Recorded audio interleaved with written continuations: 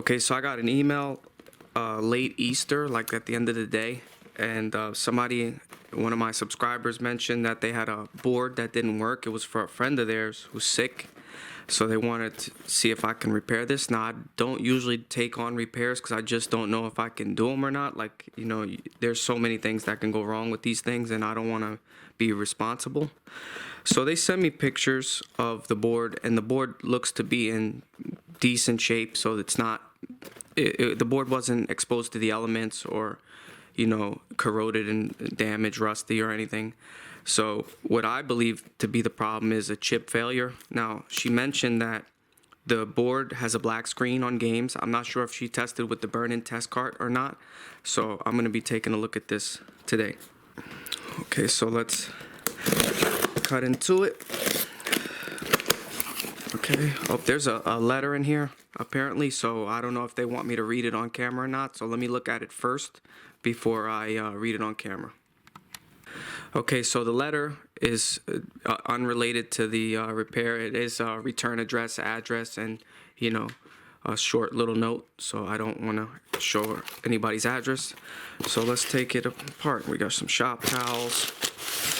Now, I told her to just send the motherboard. I didn't need any shells, so it's easier to ship, it's cheaper to ship, and, you know, I don't need much more. Okay, so she also sent a game.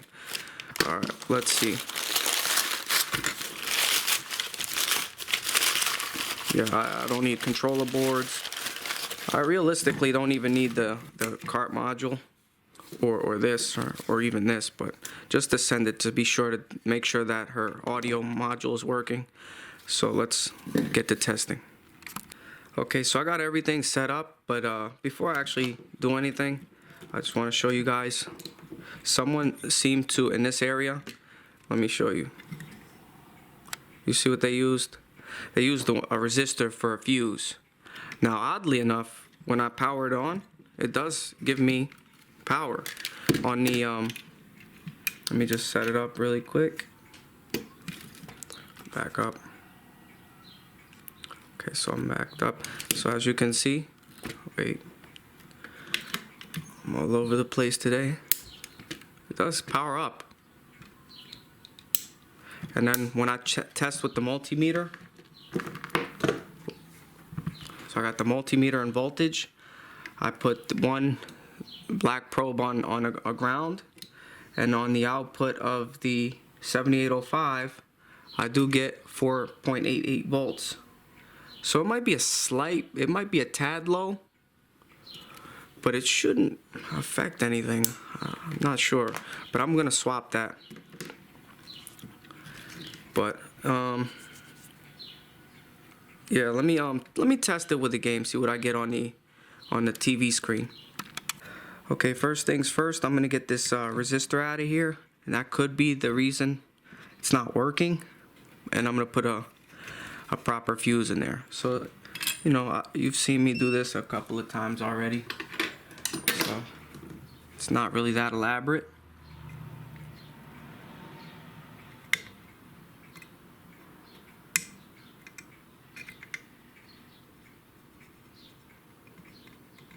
Just lift it off. And then this is a 1.5 amp fuse. I'll just cut it to size.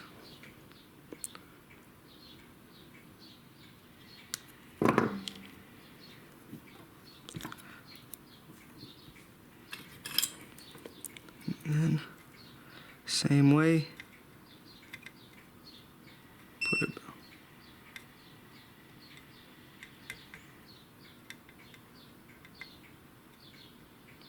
Perfect. Oh.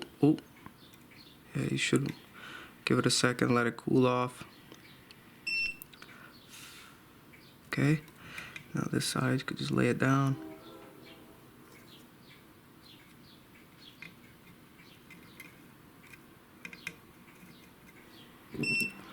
Okay.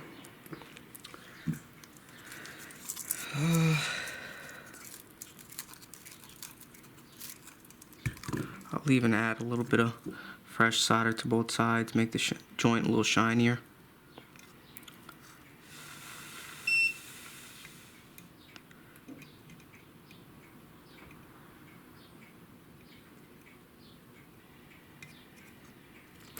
That's good. Now what I'll do is before I start anything, I'll test for continuity on both sides. So there is definitely continuity. Yeah. Okay. Let's test it now. Okay, so now let's test it out. And I'm still getting a black screen. So my next step is I'm thinking the CPU is dead, but I'm gonna actually I'm gonna wash this console with some soap and water and let it dry, because it is covered in some oil here and I don't know if it's causing issues. So before I swap any chips, I'm gonna get the oil off the console.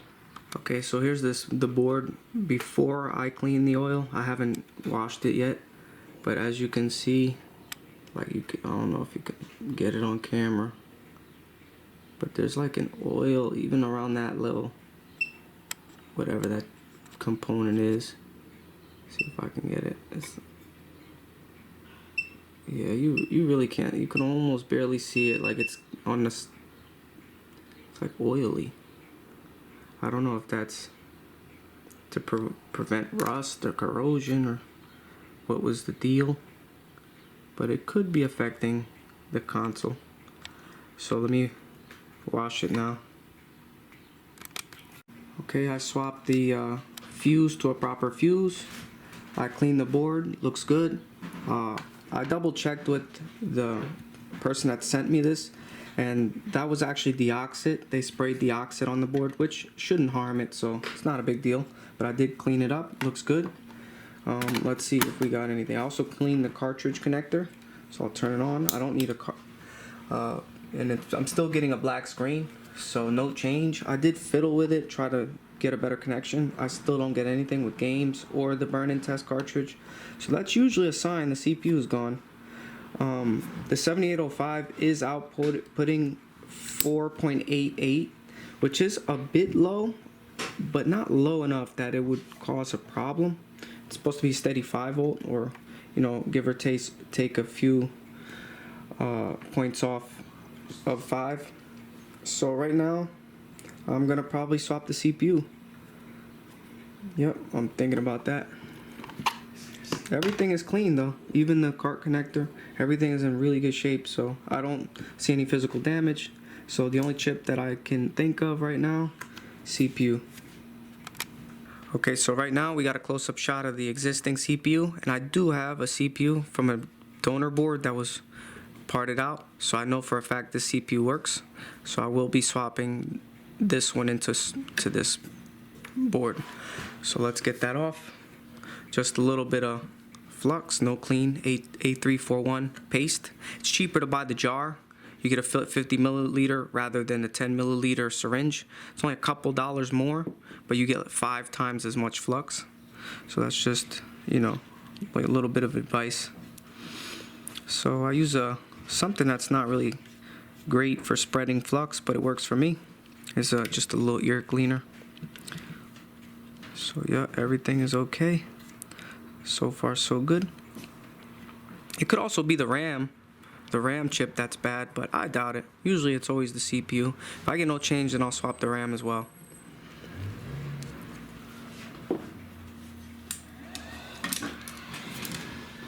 Okay, so right now I got my hot air station set to 370 full speed, and just keep moving.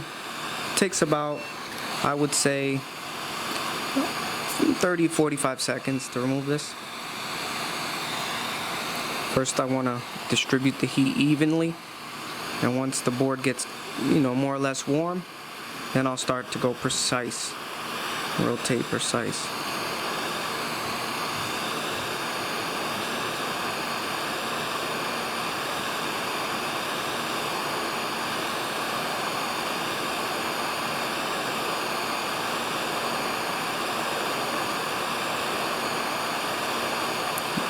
You should be able to start to see the little individual pins get shinier. That's when they're molten and the chip is ready to go. But keep in mind, some pins will get molten before all of them do. It doesn't all just go molten at once, so you don't want to tear. You want to make sure that the chip is completely ready to go, all the pins, and not just half or a few of them. The pins that are on a ground plane usually take a little longer, so you just want to give it a few seconds. Don't go tearing.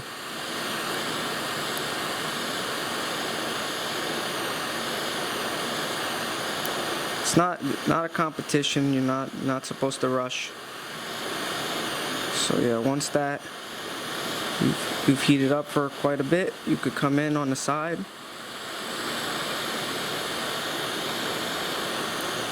It should be, give it a few more seconds.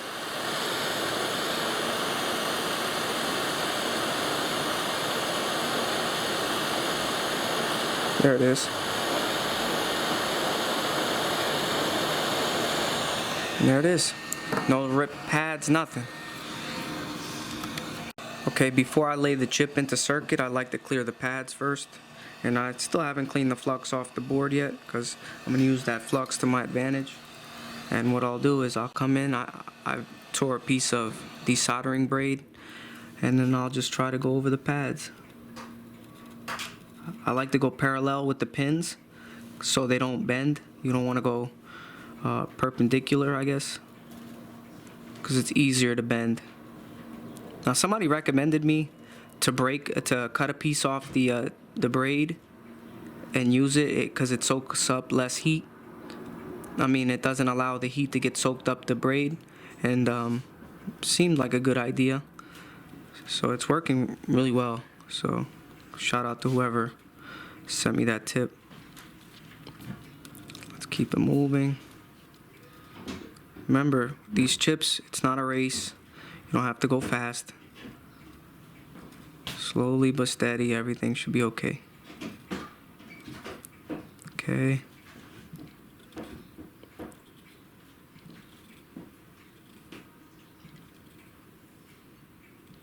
Nice. Okay. Just give me a second. Okay, once I get that side, I'll turn it over. Now the yellow mark that you see is just spent flux from the braid. The braid actually has flux to allow it to soak a little better. So, yep. That's all that is right there.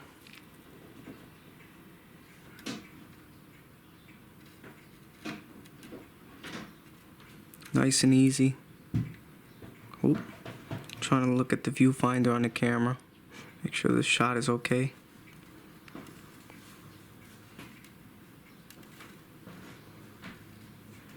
Nice and easy.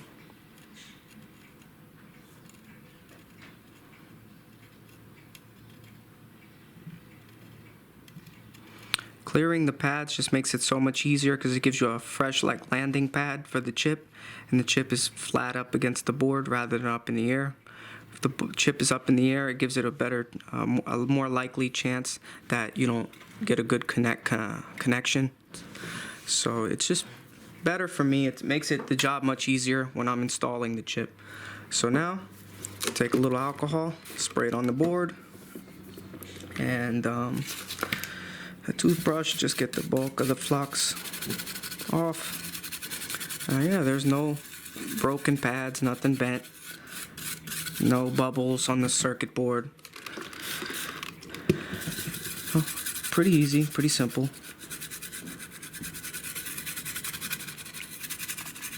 And I'll clean it better once the chip is in place. Right now I just want to get a good solid work surface.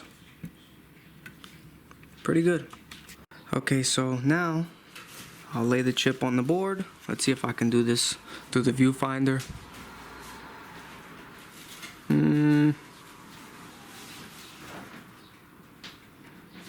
Okay, that seems to be right there. Unfortunately, now I'm stuck in this position. I gotta go get my soldering iron and just add a little bit.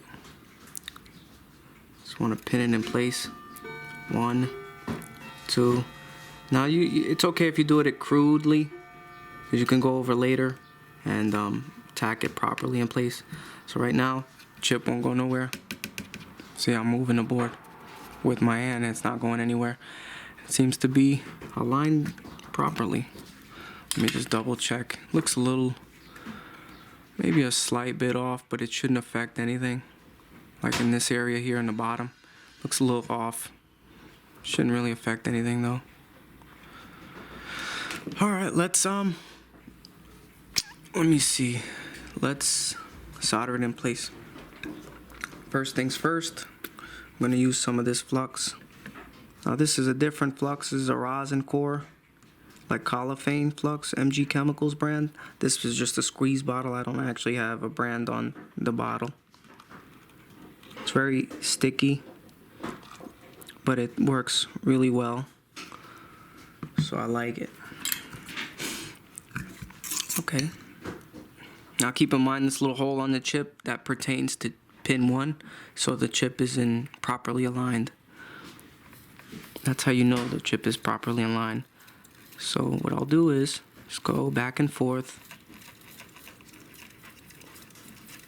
Back and forth. It's still a little crude. Once I got everything more or less. Now this tip on this iron is like curved. I don't really like it for this job, but I'm getting used to it. And then what you do is you let it heat up and move parallel. Heat up, move parallel. And then slowly there's a giant solder blob there. Should come off. I can wick it away.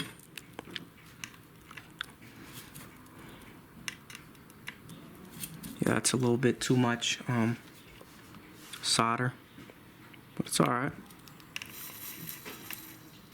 Just add some flux. It should be able to wick away. When you put too much solder on it, it's better to add a little bit of flux and try to wick it away. It usually helps. In this case, see, the solder blob, giant solder blob is gone. Not gonna work. I just like to go over my work.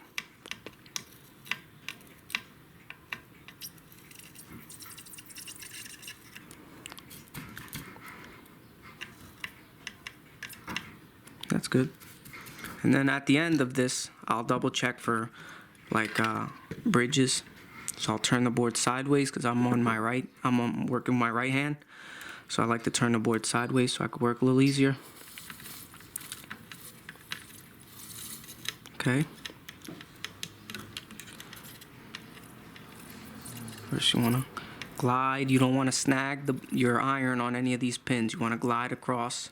Should be smooth. You got to be careful with the point of your tip. You don't want to hook it under one of the pins and then you lift it up. Then you're in for more work than you need to be. So yeah, once again, I got a solder blob. Throw some more of this flux on, just a dab. And you can slowly get it off. I'm hoping, let me see if I could turn it a little sideways and see it a little easier.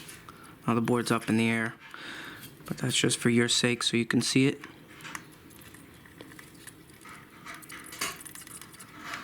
Nice.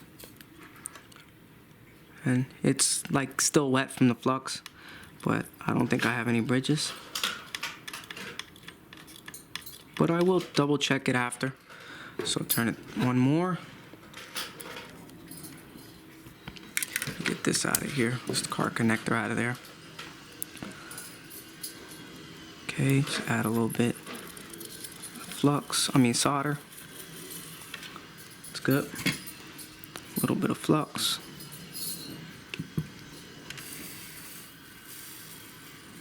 Solder iron stuck. Okay, good. Remember, you don't want to snag, you want to move slowly. It should glide like butter. It shouldn't be pulling and snagging.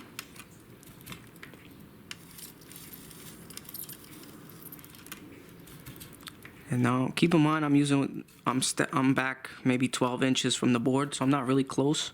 I'm looking through the viewfinder. It's not really that great. So if I have a bridge or two, I might not be able to see it right away. I have to get closer once I'm done. And I'll check it off camera for bridges.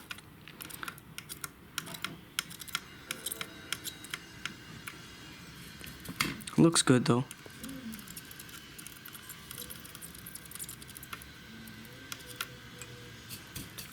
Now my have a bridge here.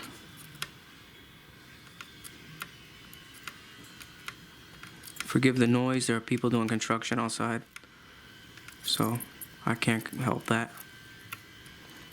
Here's a bridge. It's gone. Let's turn it one more, last side. I know you've seen me do this work so many times on the channel, but sometimes, you know, people like to watch over and over. I don't know. Okay, nice. I got a lot. Now, as you can see, I got a lot of excess solder. So it's gonna take me a while to get it off.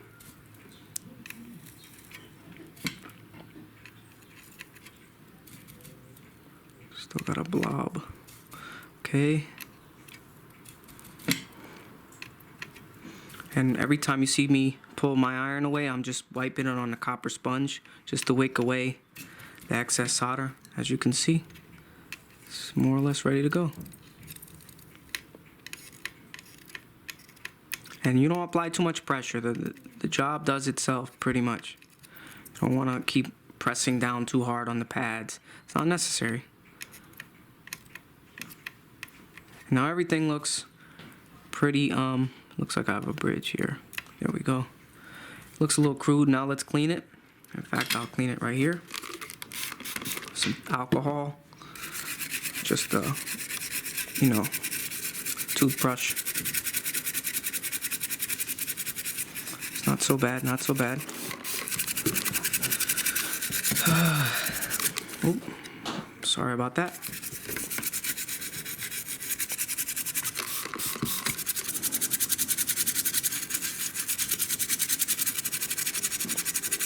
This flux, you know, it's a little more stubborn, so give it some time. And then I gotta let the alcohol dry, and then I'll get back to you. Once everything dries, I'll be right back. Okay, so I swapped the CPU, and then I got everything set up, put the heatsink back on. Let's see what we get. So that's much better.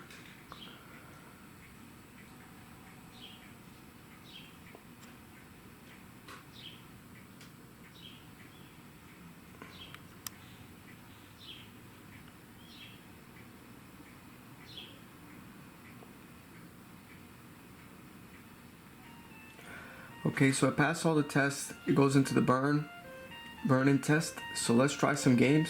Okay, so now let's try with Mario Kart. It does fire up.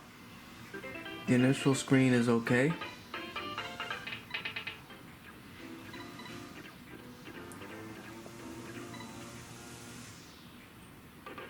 And we got this. So that looks like lots of jumbled graphics. So I'm guessing perhaps the PPU1 is also bad. So I'm going to swap the PPU1. I'll do that off camera. It's just this is PPU1. Same process as the CPU. Just now I'll do it with the PPU. Let's see if I can get a little better screen. Okay, so I did swap the PPU1. I've already swapped the CPU. I suspected that the PPU1 is bad. So I got everything hooked up. Let's see what we get.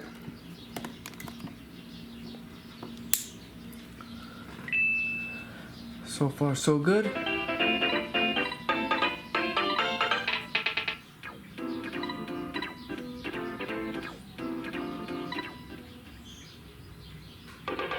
Yep, and there it is.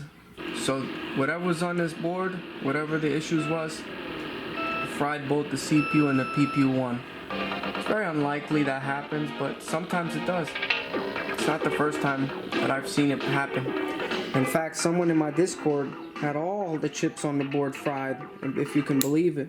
I wouldn't have believed it if I didn't see it with my own eyes. He had every chip on the board was shot, and he swapped them all, and he got the game console to work. So, you know, if you want to help out with some repairs, or if you got some issues of your own, you come into the Discord and we might be able to help you out. We got a lot of people that know a thing or two. So there was one more thing I wanted to test. Obviously I gotta do the burn-in test cartridge, but there's always another thing. There's something else I feel like I'm forgetting. but we can run the burn-in test.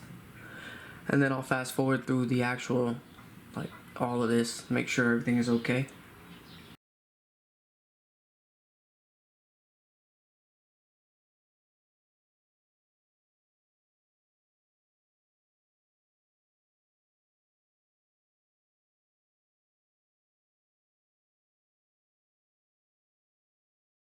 Okay, so yeah, I ran through everything. So it seems like everything's okay with this console, and I'm gonna send it back now. But one more thing. Now my buddy, one of my subscribers, also sent. Now it's a different subscriber. He's in my Discord. His name in the Discord. He's called Hidden. We met up in a game store in New Jersey, and he gave me this as a gift. So what it is it's 4 games. So it's let me get this right. Let's see what this is.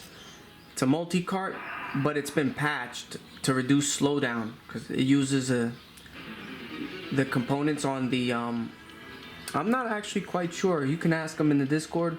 He explained it to me, but I've already forgotten.